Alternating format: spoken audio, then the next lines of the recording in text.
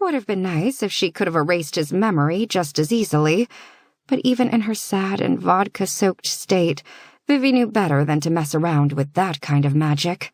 And a couple of those little pieces of her heart didn't want to forget the past 3 months, wanted to hold on to the memory of that night they'd met, the musical way he'd said her name, always Vivian, never Vivi. How that first night he'd asked, "May I kiss you?" And she'd said, "Now?" And he'd smiled that slow smile and said, "Now is preferable, but I'm open to whatever your schedule allows." And how is any woman supposed to resist that? Especially a 19-year-old one at her first solstice revel, especially when the man saying those words was tall and ridiculously handsome, and Welsh. It was illegal, was what it was, and she was going to lodge some kind of complaint with the Witches' Council as soon as she— "Vivi!" Gwen yelled from the bedroom. "You're making the lights flicker." Oops. Sitting up, Vivi pulled the plug in Gwen's tub, hoping some of her misery was swirling down the drain with the water. She carefully stepped over the candles and pulled the robe Gwen had lent her off the hook on the wall, feeling a little bit better as she tightened the black silk belt around her waist. This was why she'd come to Elaine and Gwen's cabin in the woods, high up in the mountains above Graves Glen, instead of back to her dorm room at the college. Up here, in this cozy little space with its candles and cats, every room smelling like wood smoke and herbs, Vivi was home. Maybe she and Gwen could do face masks or something, have another drink or 5, listen to Taylor Swift. Or, Vivi amended as she walked out of the bathroom to see Gwen pouring a salt circle on the floor, they could do whatever this was. "What are you doing?" she asked, waving a hand toward the bathroom.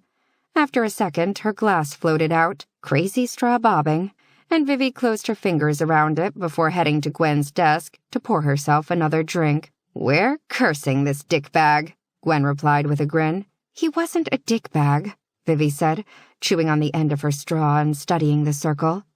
"Not at first. And to be fair, I was the one who called it off. Not him." Snorting, Gwen began gathering her hair up in a ponytail.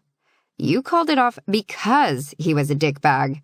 He came to Graves Glen, seduced you, and all the while his dad was back in Wales arranging his marriage to some fancy witch. And he knew, and didn't bother to tell you. No, dickbag ruling stands. So say we all." "We all, meaning just you." "Me and Sir Percival," Gwen said, gesturing to the tiny black kitten currently curled up on her bed. At his name, he lifted his little head, blinking bright green-yellow eyes at Vivi, before giving a tiny mew that did kind of sound like agreement. And Rhys had been engaged. Well, almost engaged. He hadn't used that word.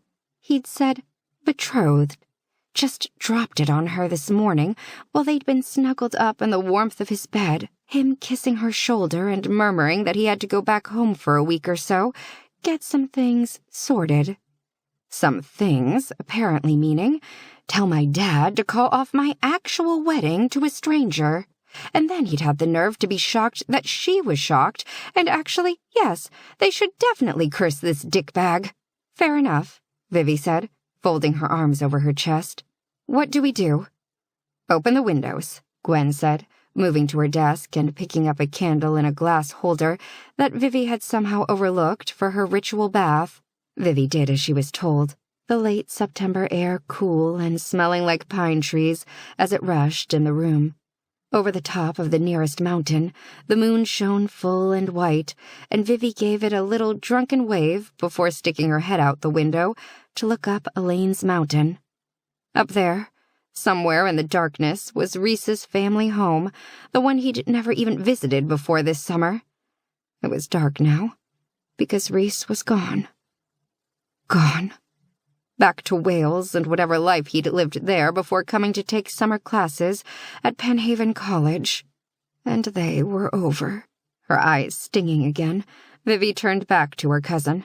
Gwen sat just outside the circle, the candle now in the center, the flame flickering, and for a second, Vivi hesitated. Okay, so yes, Rhys had broken her heart. Yes, he had it.